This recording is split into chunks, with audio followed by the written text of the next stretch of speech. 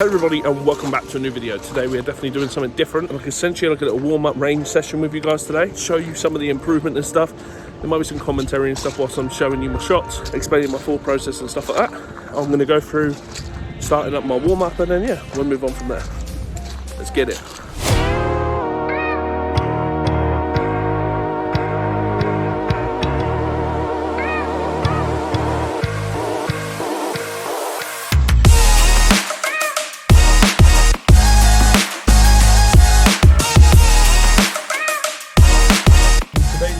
We are going to be assessing everything that I do essentially at the range and kind of go through my thought process and stuff like that. So to start off, obviously, as you can see in the little intro there, I've done my stretches.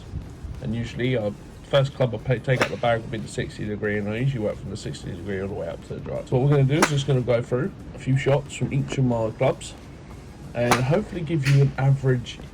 I won't be able to give you a yardage, but I'm going to basically talk through what I see in myself when looking back at this footage, and also explaining to you what things I think about when lining up for the club. Okay, so let's just talk about the basics, okay, and what I think is important and what I've learned from my lesson that I had recently. So the first thing, my biggest problem is I ended up putting the club more on the heel. So I used to tilt the club down, lifting the heel of the club upwards. Okay. Hey everybody, it's just Jordan from the future. Now, listening back at my audio recording and my terrible commentary, which if you have made it this far, thank you very much. But second of all, I know some things don't make sense as I'm trying to explain them. Don't forget, I'm still new to the game, so when I get confused by the heel and the toe and all that stuff. But trust me, it makes sense in my head, and eventually I'll have the knowledge to show you exactly what I'm on about.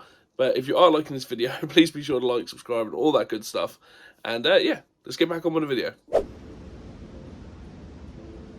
A little bit rushed, a little bit hurried, a little bit snappy. The one you hit straight down was nice and smooth. Ball position. Ball position. Just ahead of what club that you got? 7. Just ahead of centre. That's centre. Always have sticks now.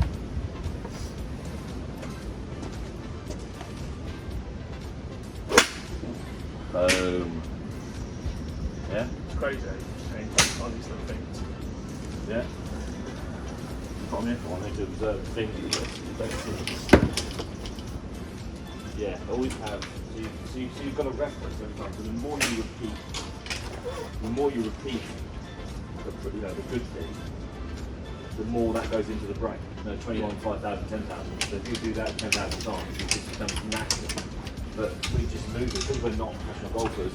But even professional golfers, I walked down the range of professional tournaments before, and coaches getting paid $1,500 an hour. Show Dustin Johnson that his ball position's moved a bit. Then he starts striking the irons. That's what it's spot on. All the other references you can go back to.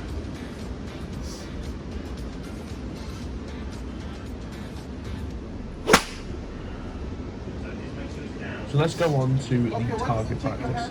Okay, so I have a 56 degree in my shot, and I'm aiming for this orange and white barrel. Now the barrel is covered at the top, so it makes a bang essentially when you hit it. It doesn't, obviously the ball doesn't disappear.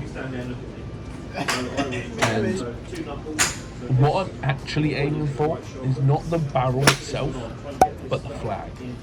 Okay, so I was aiming for the flag that sticks out of the barrel. I want the target to be as small as possible and have that really eagle-eye viewpoint on where I want the ball to go.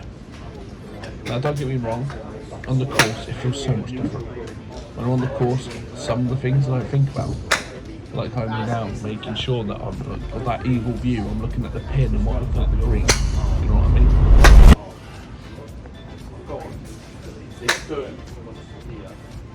Oh!